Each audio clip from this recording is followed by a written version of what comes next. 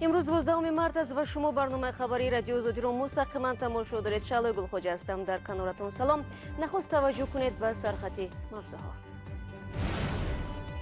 سازمان جهانی تندرستی کرونا ویروس رو پاندمی اعلان نمود. دونالد ترامپ ورود مسافران از اروپا رو برای یک ماه منع کرد. اتحاد اروپا در قبول چاره‌های جلوگیری کننده شبیه ناکام بوده زیارت از چین و دیگر نقطه‌های داغ را محدود نکرد. در نتیجه از طرف مسافران اروپایی در ایالات متحده آمریکا چندین مرکز نوی سرایت به وجود آمد. назорати нуқтаҳои интиқоли пул дар Русия мақомот усули нави пайгирии муҳоҷирони ғайриқонуниро истифода мебаранд. ва аз қаҳрамони ду сокини ноҳияи Ёвон мегӯем ки ҳамшираи шафқатро аз комиёташ дар маркази саломатӣ берун кашиданд. илоҳӣ ҳаргиз дардам набинад. ай ҳама ганҷ қиматрин саломатиай саломатишай даст медиҳад. اما شروع میکنم از یک خبری دیگر. ناظران کشورهای اتحادیه دولت‌های مستقل به نتیجه‌های انتخابات پارلمانی یکم مارت در تاجیکستان بهای مثبت دادند. نتیجه‌هایی که حزب حاکم و احزاب دیگری رو به حکومت تاجیکستان را قناعتمند و حزب سوسیال دموکرات یگانه نیروی مخالف در انتخابات را ناراضی گذاشت. هیئت ناظران سازمان امنیت و همکاری اروپا هنوز خلاصه‌های خود را نگفتند، اما تاکنون کشورهای غربی به انتخابات تاجیکستان بهای مثبت نداده آن را پیوسته آلوده به تقلب خواندند. تفصیلات را در سامانه رادیو озодӣ زیر نشانی www.ozodi.org پیدا کنید. سازمان جهانی بهداشت اعلان نمود سرایت کرونا ویروس مقیاسی سراسری گرفته است. کشورهای عالم هر گونه چاره‌های علاوگی مقاومت با ویروس نو را قبول می‌کنند. در ایران شماره گرفتاران این بیماری به 9000 نفر رسیده، بیش از 350 کس وفات کردند. امروز جمهوری اسلامی جهت مبارزه با ویروس از صندوق بین‌المللی پول به مبلغ 5 میلیارد دلار قرض اضطراری درخواست نموده است. پرزیدنت آمریکا باشد اقدام‌های محدود کننده کشورش را اعلام کرد. اسکندر خوجا میرزاده گزارش می‌دهد. شام 11 مارت پرزیدنت ایالات متحده آمریکا دونالد ترامپ در پیام تلویزیونیش اعلان کرد که ایالات متحده با هدف جلوگیری از سرایت کرونا ویروس به مدت 30 روز سفرها از اروپا به آمریکا را متوقف می‌کند. هنگام سخنرانی در قصر سفید رهبر آمریکا گفت محدودیت 13 مارت آغاز یافته، شهروندان تفتیش شده آمریکایی و بریتانیا استثنا هستند. اتحاد اروپا در قبول چاره‌های جلوگیری کننده شبیه ناکام بوده زیارت از چین و دیگر نقطه‌های داغ را محدود نکرد. در نتیجه از طرف مسافران اروپایی در ایالات متحده آمریکا چندین مرکز نوی سرایت به وجود آمد. بعداً قصر سفید توضیح داد که محدودیت سفر به آمریکا به 26 کشور اروپایی معروف با نام منطقه شنگن دخل دارد. دونالد ترامپ با اشاره به سرایت کرونا ویروس اعلان کرد که از شرکت در 2 چاره‌بینی دسته‌جمعی در ایالت‌های نیوادا و کلرادو خودداری می‌کند.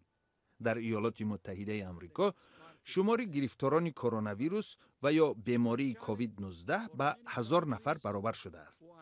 روز چهارشنبه سازمان جهانی بهداشت بالاخره اعلان کرد که سرایت کرونا ویروس یا خود بیماری کووید 19 مقیاسی سراسری گرفته است، یعنی پاندمی شده است.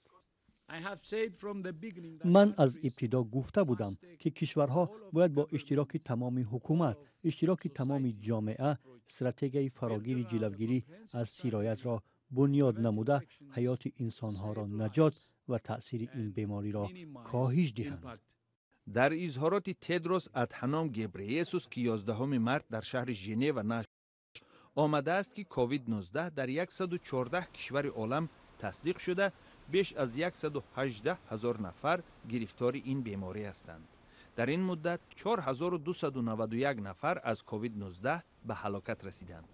کرونا ویروس برای اولین بار آخر سال گذشته در چین ظهور نمود. اکثر قربانی ها یا خود بیش از 3000 نفر ساکنان چین بودند. روز چهارشنبه مقامات بهداشتی چین ابراز داشتند که تاکنون بیش از 60,000 گرفتار کووید 19 شفا یافته از بیمارخانه ها و کرانتین رها شدند. از امریکا به تاجیکستان برمیگردیم. در تاجیکستان که به قول مقامات هیچ حادثه تصدیق شده آلوده شوی به کرونا ویروس به قید گرفته نشده است، تدبیرهای جلوگیری از پنشوی این ویروس تا رفت شدیدتر می شود. ظاهرا امسال سومنک نوروزی را هم ساکنان تنها در شکل یک درخت صنعی در مرکز دوشنبه تماشا خواهند کرد و شاید لذت سومنک بهاری را فقط در خانه خود چشیده توانند. چون و چرا را از سروینازی روح‌الله میشنویم. ибодат солеҳова сокини 64 солаи ноҳияи рашт ки ҳар сол барои таҷлили наврӯз бо тамоми хонавода ба пойтахт меомад, мегӯяд имсол ҷашни асосиро дар ҳудуди ноҳия ва хонаводаи худ қайд мекунанд. ин зан ки дар ҷавонияш корманди идораи ҷамоат будааст, қисса мекунад ки наврӯзро 40 соли пеш ҳам бо шаҳомати хоса ҷашн мегирифтанд. наврӯза дар ноҳияи хунуд дар хона дар хона ин ҳами ҳавои тоза ҳами таморам ҳаста мерим ҳаста ҳами хеле ки дар ҳами территорияи ҳами шаҳр ҳаста дар морам ҳаста. худованди таоло рост бошаву рӯйдо боша ӯ вирус ба территорияи мо гузашта наметавонад, сарҳад надора ба мо. таъкиду тавсияҳои пайвастаи мақомоти тоҷик ва созмонҳои беҳдоштӣ дар робита ба эҳтиёткорӣ ва ҷилавгирӣ аз коронавирус дар остонаи наврӯз ба фазои идона дар пойтахт асар гузоштааст. қомат афрохтани намои суманаки 30 метрӣ дар маркази пойтахт имсол диққати бисёриҳоро ҷалб кардаву як мавзӯи суҳбат дар шабакаҳои иҷтимоӣ шудааст. аммо атрофи он мисли арчаи соли навӣ пуrodам нест. суратгирони майдони исмоили сомонӣ ки мегӯянд солҳои пеш дар ин шабрӯз бекор набуданд, ҳоло дар атрофи суманак чашм ба роҳи муштарӣ ҳастанд. якм бор дида шудам ки дар амин иди мо одам кам омадааст, шояд аз соби касали коронавирус бошад. ҳафтаи пеш мақомоти тоҷикистон тамрини раҳпаймоӣ ё маршировкаи донишҷӯёнро барои таҷлил аз ҷашни наврӯзи имсола қатъ карданд. бархе аз сокинон мегӯянд саломатии инсонҳо низ муҳим аст ва хуб аст ки мақомот аз баргузории чорабиниҳои калони пуродам пешгирӣ мекунанд. хеле ки модар фарзандашро эҳтиёт мекунад, роҳбарои моям ҳама хеле мо эҳтиёт карда истоданд ки мисол моям ба ҳамин ваё гирифтор нашавем, мо худдорӣ кунем, аз ҷои ҷамъиятӣ бисёр одамҳо ҳастанд. имсол мақомот ба сокинон тавсия доданд ки ҷашнро дар ҳалқаи хонавода ва дур аз таҷаммӯи зиёди одамон қайд кунанд то аз хатари сирояти коронавирус эмин бошанд.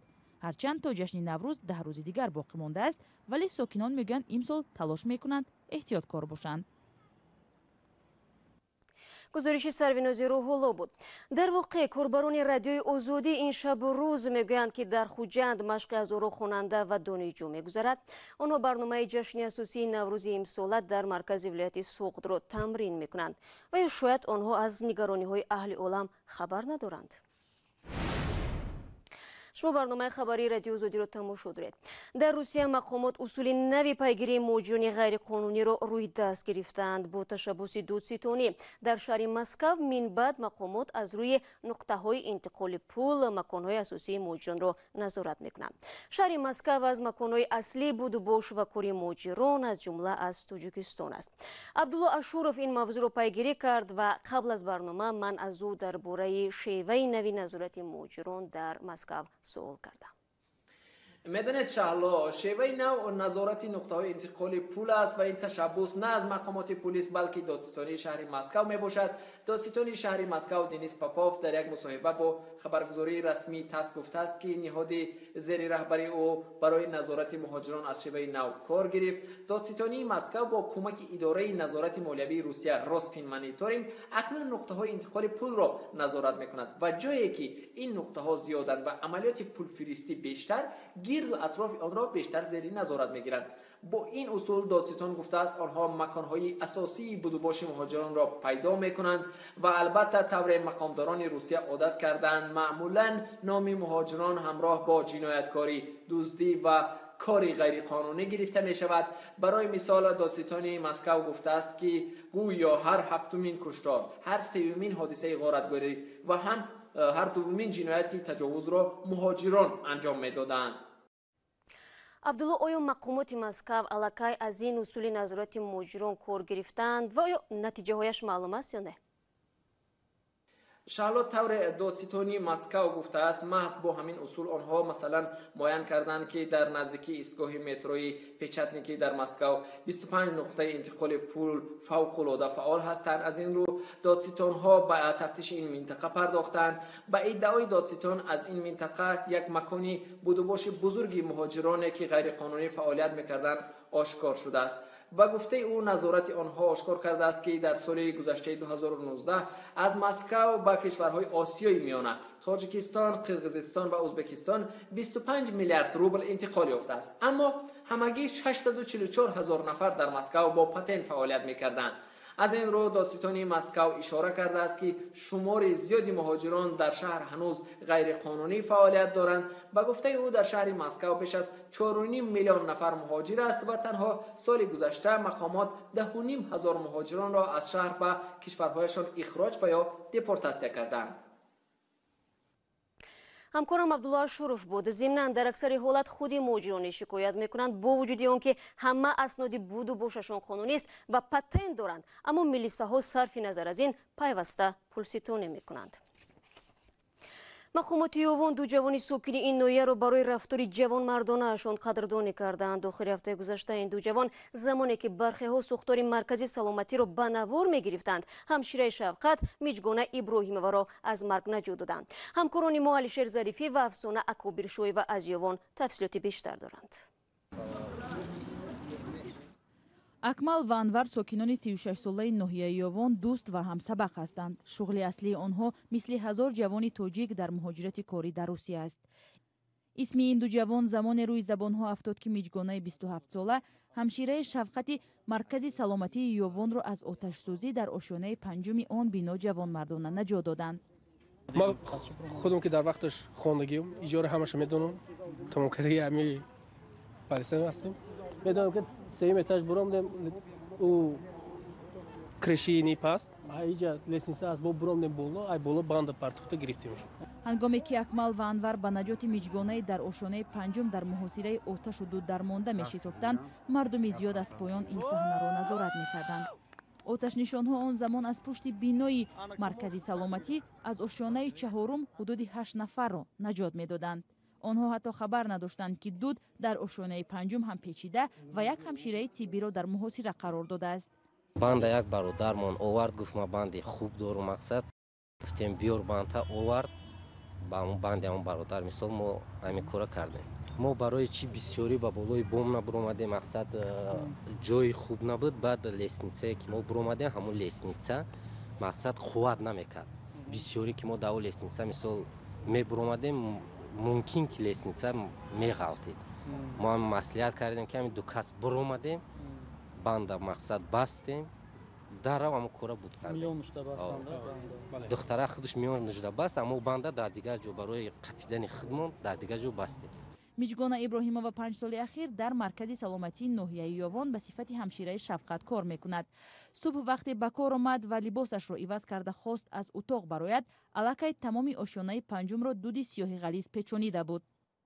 кабинет полни дуду гирифтаги торик вай буда, фақат дани тирезада ками ҳаво бурасид. ин чизҳои доштеш ки дар чунин як ҳолат омада шуморо наҷот медиҳанд? не буд, аввал буд, дар лаҳзаи ахир гуфтум ки тамом дига чӣ байд. яъне умеди худро аз даст дода буд. Миҷгона бар изофаи он лаҳзаи вазнин маризии диққи нафас дорад ва чанд лаҳзаи дохили дуд мондан нафаскашиашро мушкил карда буд. баъди наҷот ӯро дар зудтарин фурсат дар бахши эҳёгарӣ бистарӣ карданд ва нафаси сунъӣ доданд. ҳоло сиҳати Миҷгона хуб аст, аммо як муддат аз кор мураххас шудааст. илоҳӣ ҳаргиз дарда набинад. ай ҳама ганҷи қиматини саломатиай саломатишай даст нитай. ин ду ҷавон барои ин амали ҷавонмардонаашон аз тарафи раиси ноҳия сазовори тӯҳфаву ифтихорнома шуданд. ба иттилои мақомоти идораи оташхомӯшкунӣ, сӯхтор дар ин бино бар асари расиши кӯтоҳи ноқилҳо сар задааст. талафоти ҷонӣ надошт ва зиёни расида мушаххас мешавад. ин матлаби охири барнома имрӯз буд. Ташаккур аз якояки шумо барои ҳамроҳӣ. То мулоқоти навбатӣ. Бинандагони азиз, шумо чун ҳамеша метавонед хабарҳои тозаро аз вебсайти радиои Озодӣ бихонед. зери нишони cw.ozodi.org. гузоришҳои рӯз ва ҷолиб дар Озодӣ видеоканали мо дар YouTube гузошта мешавад. ман бо Шамсуби фардо шуморо дар навиди бомдодӣ мунтазир хоҳам буд. То фардо, худо нигаҳдоратон.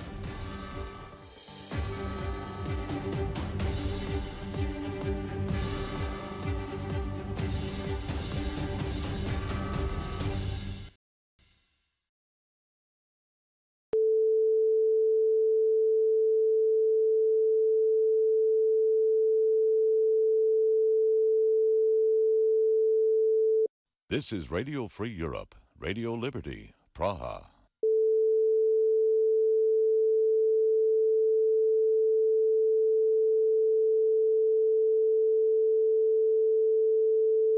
This is Radio Free Europe, Radio Liberty, Praha.